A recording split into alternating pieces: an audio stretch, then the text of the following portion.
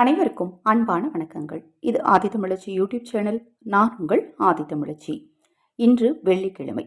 இன்றைய நாளில் இருந்து, அதாவது வெள்ளி, சனி, ஞாயிறு, திங்கள், செவ்வாய், இந்த 5 நாட்களும் உங்கள் வீட்டில் உங்களுடைய படுக்கை அறையில் உங்கள் தலையணைக்கு பக்கத்தில் இந்த பொருளை ஒரு கிண்ணத்தில் போட்டு வச்சுக்கோங்க.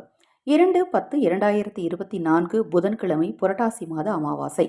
முன்னோர் சாபம் நீங்க, பித்ரு தோஷம் நீங்க, கர்ம வினையின் பாதிப்பு குறைய, முன்னோர்களை வழிபட வேண்டிய ஒரு முக்கியமான நாள். இந்த நாளில் திதி தர்ப்பணம் முறையாக கொடுக்கணும்.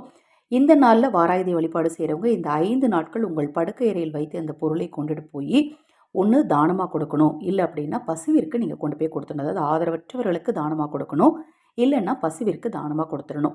பதிவை பார்ப்பதற்கு முன் ஒரு சிறிய அறிவிப்பு. நமது சேனல் சார்பாக அனைத்து ஆன்மீக பொருட்களையும் அறிமுகப்படுத்தியிருக்கிறோம்.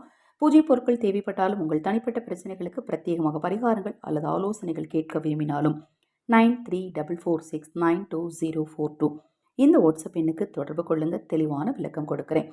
ஒரு சிறிய கிண்ணம் எடுத்துக்கோங்க. வெங்கலம் அல்லது பித்தளையால் ஆன கிண்ணமாக இருந்தால் ரொம்ப நல்லது. இல்லாத பட்சத்தில் எச்சில் படாத சில்வர் கிண்ணம் எடுத்துக்கோங்க.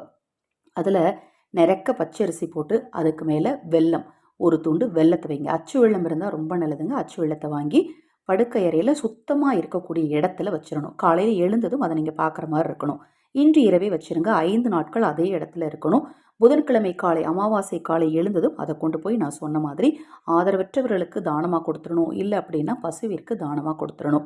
இதை நீங்கள் செய்கிறதுனால உங்கள் வீட்டில் இருக்கக்கூடிய எதிர்மறை ஆற்றல் நீங்கும், நேர்மறை ஆற்றல் பெருகும், பண அவசியம் உண்டாகும், கண் திருஷ்டி தோஷங்கள் நீங்கும்.